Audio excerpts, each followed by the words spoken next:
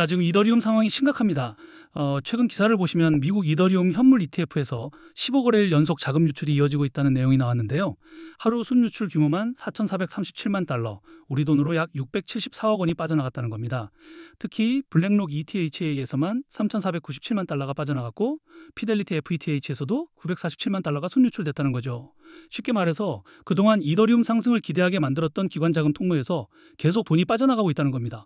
자, 그래서 지금 홀더분들 입장에서는 굉장히 불안할 수밖에 없습니다. 이더리움 ETF가 계속 순유출이면 기관 매수세가 끝난 거 아니냐? 여기서 더 밀리면 1,900달러도 깨지는 거 아니냐? 지금이라도 던져야 하나? 아니면 과매도 구간에서 물량을 뺏기면 안 되는 건가? 이런 고민이 계속 들 수밖에 없는 자리라는 거죠.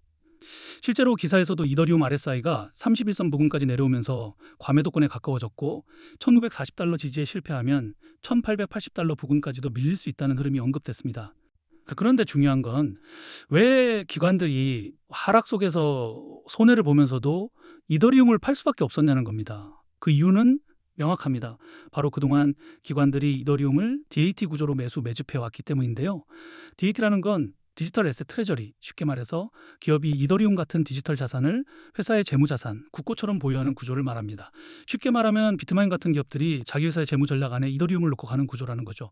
자, 시장이 좋을 때는 이런 DAT 기업들의 이더리움 매수 소식이 강한 상승 재료가 됩니다. 실제로 이더리움이 강하게 반등할 때마다 기관 매수와 DAT 기업들의 매집 흐름이 같이 붙으면서 큰 가격 상승이 나와줬었죠. 그런데 문제는 지금처럼 이더리움 ETF에서 자금 유출이 이어지고 이더리움 가격이 밀리기 시작하면 이야기가 완전히 달라진다는 겁니다. 왜냐하면 그동안 기업과 고래들은 이더리움을 항상 자기 돈, 현금으로만 매수한 게 아니기 때문인데요. 기업들은 기업의 주식을 대가로 부채를 일으키고 추가 발행까지 하면서 심지어 무리하게 레버리지까지 써가며 이더리움을 매수하고 매집했기 때문입니다. 이렇게 되면 시장이 좋을 때는 더 큰 가격 상승을 만들 수 있지만 반대로 시장이 흔들릴 때는 리스크도 같이 커질 수밖에 없습니다. 즉 이번처럼 이더리움 가격이 떨어질 때는 단순히 코인 가격만 내려가는 게 아니라 이더리움을 보유한 기업들의 주가까지 같이 떨어지게 된다는 거죠. 그리고 이렇게 기업의 주가가 떨어지게 되면 담보 가치가 하락하고 대출 기관에서는 어쩔 수 없이 추가 담보를 요구하게 되는 상황이 올 수밖에 없습니다. 결국 기업 입장에서는 재무상의 문제 때문에 가지고 있던 이더리움을 던질 수밖에 없는 상황이 왔다는 거죠. 자, 그 결과 보시는 것처럼 던져지는 이더리움 물량에 또 한 번 더 이더리움 가격이 내려가고 가격이 내려가니까 기업의 자산 가치와 투자 심리가 다시 흔들리고 또다시 덤프 물량이 나오는 사실상 악순환이 반복되는 전형적인 연쇄 청산과 연쇄 파산의 구조가 만들어지고 있다는 겁니다. 즉 지금 나와주고 있는 시장 전체적인 하락은 그냥 단순히 개인 투자자들이 겁을 먹어서 패닉셀이 나와 생긴 하락이라기보다는 그동안의 시장 전체적인 악재 때문에 이더리움 ETF 자금 유출과 DAT 구조 리스크 그리고 기업과 고래들의 무리한 포지션 문제가 같이 겹치면서 나와줄 수밖에 없는 하락이라는 거예요. 실제로 이더리움에 투자했던 기업과 고래들의 트랜잭션과 포트폴리오를 보시면 IGG 캐피탈, SBI 홀딩스, 블랙록, 소프트뱅크, 판테라 캐피탈까지 많은 글로벌 기업들에게 투자를 받았습니다. 보시는 것처럼 이렇게 기관 자금이 유입될 때는 200%가 넘는 큰 가격 상승이 나와줬었죠. 하지만 문제가 있죠. 작년부터 계속된 시장 전체적인 악재, 금리 이슈, 관세 이슈, 중동 전쟁 리스크, 그리고 이런 악재들 때문에 이번 이더리움 ETF 15거래일 연속 자금 유출까지 겹치면서 기업과 고래들은 그동안 상승분에 대한 차익 실현과 또 연쇄 청산, 연쇄 파산 리스크 회피를 위한 덤프 물량들을 매도했고 그 과정에서 가격 하락을 만들어줄 수밖에 없었다는 겁니다. 즉 그동안의 하락은 그냥 단순히 코인 시장이 망해서 나온 하락이라기보다는 기업과 고래들의 무리한 DAT 구조와 리스크 회피를 위한 덤프 물량 매도로 나와줄 수밖에 없던 하락이었다는 거죠. 자, 그래서 이제 홀더분들 같은 경우에는 계속된 하락에 어떻게 대처와 대응을 하셔야 할지 많은 걱정과 고민들을 하고 계실 거예요. 결론부터 말씀드리면 계속된 가격 하락으로 인해 현재 수많은 악성 매물들이 쌓였고 RSI도 보시는 것처럼 과매도권에 가까운 흐름이 나와주고 있습니다. 이 말은 그만큼 시장 안에서 공포 매물이 강하게 쏟아지고 있다는 뜻이라는 거죠. 즉 아직 매수세가 강하게 살아났다고 보기에는 애매하기 때문에 이 악성 매물들이 해소되는 과정에서 단기적인 하락과 눌림은 더 나와줄 수밖에 없습니다. 자, 하지만 여기서 많은 분들이 큰 실수를 하시는데요. 바로 이 하락과 눌림의 공포가 가장 큰 구간에서 우리의 물량을 뺏겨버린다는 거죠. 그런데 지금 우리가 이제부터 나오는 하락과 눌림에 반드시 대응을 해야 하는 이유가 있습니다. 바로 조만간 한 번 더 큰 가격 상승과 반등 흐름이 나와줄 수 있는 아주 중요한 재단의 일정과 온체인 데이터가 있기 때문인데요. 보시는 것처럼 그동안 가격 하락을 만들어냈던 덤프 물량들이 상당 부분 정리되고 있습니다. 즉 지금은 겉으로 보면 이더리움 ETF 자금 유출과 DAT 구조 리스크로 공포가 강한 하락 구간처럼 보이지만 안쪽에서는 던질 물량들이 어느 정도 정리되고 기업과 고래들이 다시 움직이기 시작하는 구간으로 봐야 한다는 겁니다. 그리고 더 중요한 건 아직까지 매도되지 않은 대규모의 이더리움이 재단의 락업 해제 일정에 맞춰서 거래소로 1년 만에 이동하고 있다는 건데요.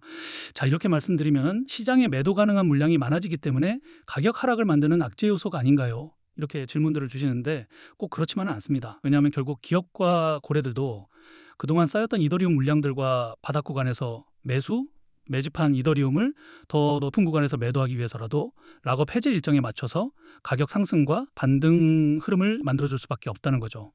예시로 큰 논란이 됐던 건데요. 그동안 리플 재단과 코인 시장에서는 재단이 기업들에게 더 많은 투자를 받기 위해서 락업 해제 일정을 협업기관들에게 공개하고 이 일정 전마다 가격을 상승시키고 고점에서 매도할 수 있게 하면서 협업기관들은 수익을 보고 재단은 더 많은 투자를 받았다는 겁니다. 그리고 여기서 더 중요한 거는 가격을 상승시키기 위해서 허위 사실이나 오해 소지, 즉 가격 상승 기대감을 일으킬 수 있는 호재를 발표하면서 인위적으로 가격을 펌핑시킨 뒤에 가격이 상승하면 개인 투자자들에게 물량을 몽땅 팔아치우면서 많은 수익을 받았다는 거죠. 자, 그래서 이러한 재단의 일정과 함께 차트를 보시면 알겠지만 그전에도 기업과 고래들은 보유하고 있던 이더리움 물량들을 재단의 락업 해제 일정에 맞춰서 거래소로 옮기고 큰 가격 상승과 반등 흐름을 먼저 만들어냈었는데요. 그리고 이번에도 또 한 번 더 그동안 시장을 눌러왔던 덤프 물량들이 상당 부분 정리되면서 매도 압력이 낮아진 구간에서 아직까지 매도되지 않은 대규모 이더리움 물량들이 재단의 락업 해제 일정에 맞춰서 1년 만에 거래소로 이동하고 있다는 겁니다. 결국 기업과 고래들은 이 물량들을 아무 가격에나 던지는 게 아니라 더 높은 구간에서 정리하기 위해서라도 가격 상승과 반등 흐름을 먼저 만들어줄 수밖에 없다는 거죠. 하지만 여기서 반드시 알고 가셔야 할 게 있습니다.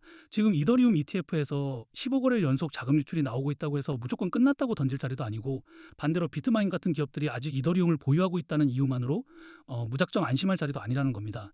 지금처럼 ETF 자금 유출, DAT 구조 리스크, 과매도권에 가까운 차트 흐름, 그리고 기업과 고래들의 물량 이동까지 같이 나오는 구간에서는 위아래 흔들림이 굉장히 크게 나올 수밖에 없습니다. 그리고 더 중요한 건 기업과 고래들이 가격 상승을 만들어줄 때 고점에서 락업 해제 일정에 덤프 물량들이 본격적으로 매도되기 전에 반드시 대응을 하셔야 한다는 겁니다.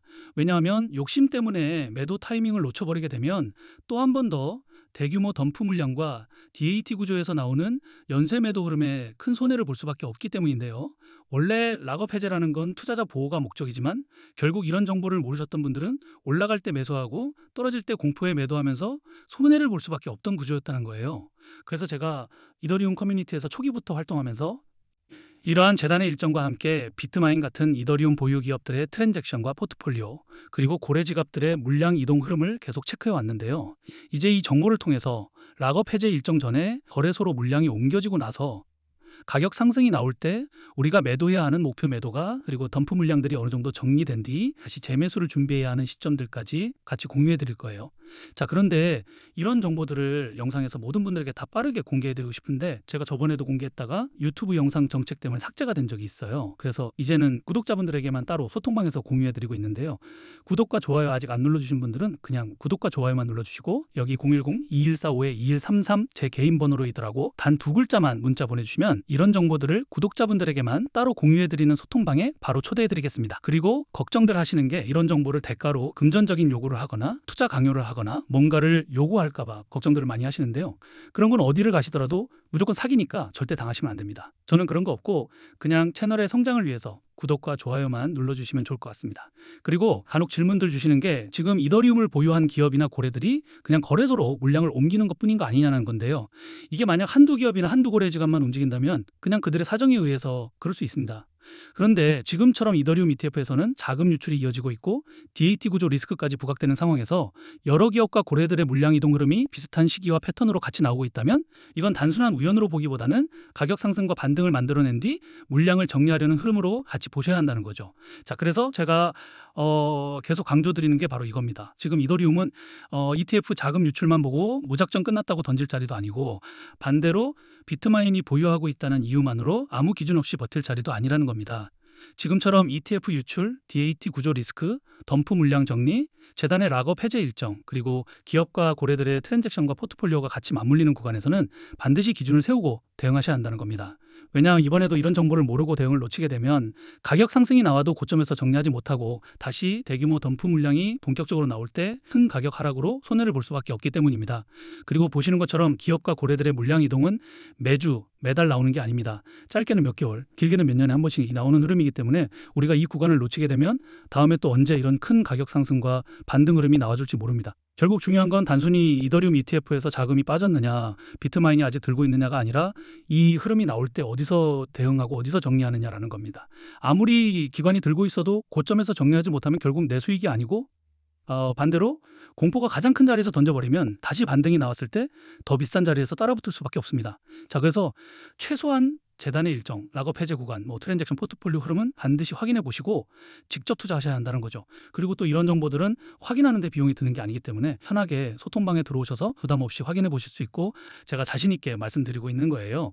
대신에 그 정보가 여러분들 투자에 조금이라도 도움이 됐다고 하신다면 그냥 채널 성장을 위해서 구독과 좋아요만 눌러주시면 좋을 것 같습니다. 그럼 오늘 영상은 여기까지고요. 영상 끝까지 봐주셔서 감사합니다.